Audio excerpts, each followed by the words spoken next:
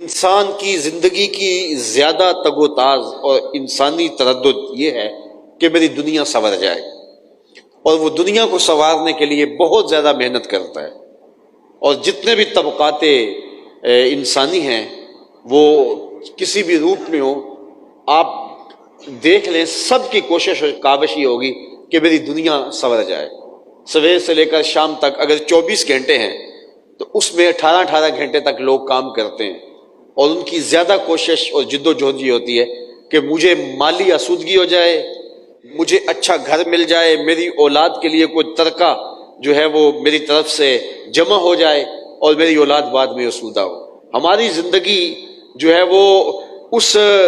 جو ہے وہ بیل کی طرح جو کنویں کے گرد گھومتا ہے، ساری زندگی اسی طرح گھومتی رہتی ہے کہ دنیا کی زندگی کے ساز و سامان ہمیں نصیب ہو جائیں۔ وہ لوگ کتنے خوش نصیب ہیں کہ جن کی زندگی کی خواہشات رب کی رضا کو حاصل کرنا، دین کو تقویت دینا، دین کے لیے کوشش کرنا اور دین کے لیے جد و جہد کرنا۔ باقی دنیا کی زندگی ان کی جو ہے وہ محروم نہیں رہتی، وہ اچھی زندگی دنیا کی گزارتے ہیں۔ اس لیے ہماری ترجیح آخرت ہو، ہم دین کے لیے، اللہ کے لیے، اس کی رضا جوئی کے لیے دنیا پہ بھیجے گئے ہیں، عبادت کے لیے پیدا کیے گئے ہیں،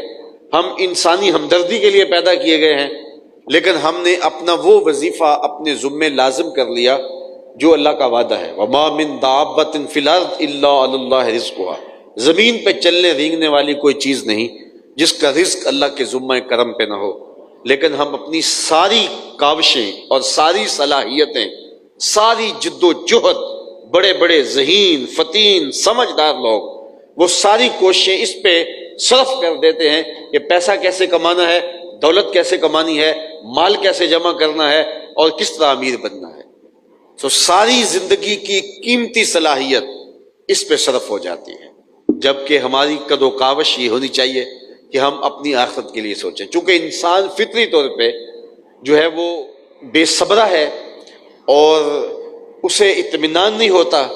تو وہ اس طرف بھاگتا ہے، تو اس انسانی فطرت کو اللہ تعالیٰ نے بیان فرمایا، بل توسرون الحیات الدنیا، تم دنیا کی جیتی زندگی کی طرف، دنیا کی طرف بھاگتے ہو اور تمہاری ترجیح یہی ہے، جبکہ حقیقت یہ ہے والآخرۃ خیر وابقیٰ، آخرت بہتر بھی ہے اور دائمی بھی ہے۔ یہ کون کہہ رہا ہے؟ جو آخرت اور دنیا کو پیدا کرنے والا ہے۔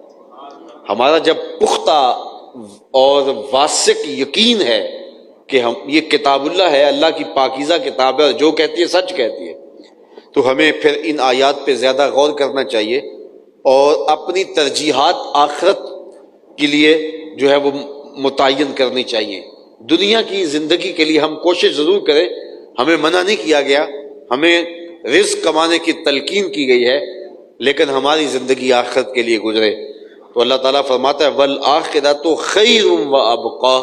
آخرت بہتر بھی ہے اور دائمی بھی ہے۔ بہتر کہ ساری دنیا ایک پلڑے میں رکھ دی جائے، اور امام راضی فرماتے ہیں کہ آخرت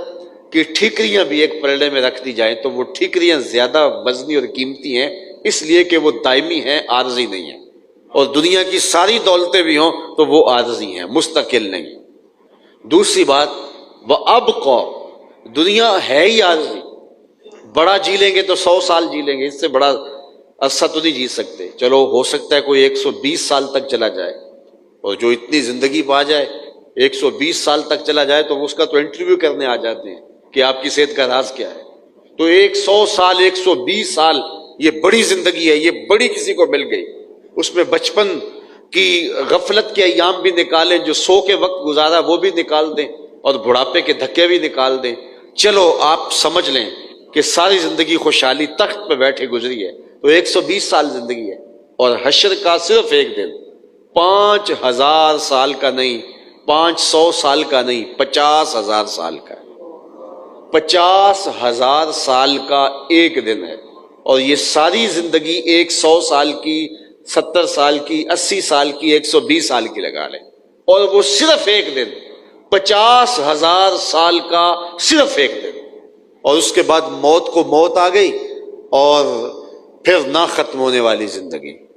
تو ذرا آخرت کو ایک پلڑے میں رکھا جائے اور ایک پلڑے میں دنیا کی زندگی کو رکھا جائے تو کوئی اس کی حیثیت نہیں بنتی. کوئی صحرا کے اندر تنکا پڑا ہو تو اس تنکے جتنی بھی حیثیت نہیں رکھتی، چونکہ اس کا مقابلہ اس سے ہے جو نہ ختم ہونے والی زندگی ہے، جس کا ایک دن 50,000 سال پر مشتمل ہے. صرف اس ایک دن کے مقابلے میں ساری زندگی کو رکھا جائے تو اس کی حیثیت کوئی نہیں بنتی. تو پھر اصل زندگی تو وہ آخرت کی زندگی ہے جو نہ ختم ہونے والی ہے. تو چند لمحوں کی جو زندگی ہے، چند ساعتوں کی جو زندگی ہے، اس کے لیے ہم 24 گھنٹوں میں 18 گھنٹے محنت کرتے ہیں. اور وہ جو زندگی ختم ہی نہیں ہونے والی، جو ابدی ہے، سرمدی ہے، جس کا نقطۂ انجام کوئی نہیں، اس کے لیے ہماری کوشش، ہماری جد و جہد، ہماری تگ و تاز، اور اس کے لیے ہماری کمائی کیا ہے. تو ہم نے خود سوچنا ہے.